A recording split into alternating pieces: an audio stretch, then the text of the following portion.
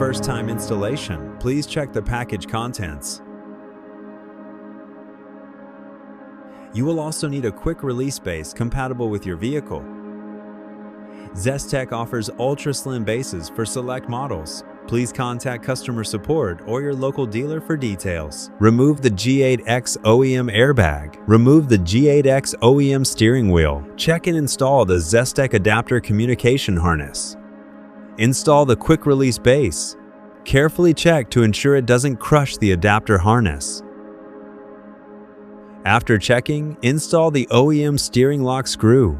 Connect the ZESTEK adapter harness and secure the adapter base.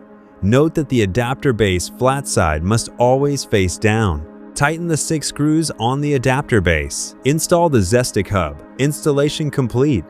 If you chose ZESTEK LCM and BCM modules for integrated OEM controls, see the BMW G Series LCM and BCM installation guide.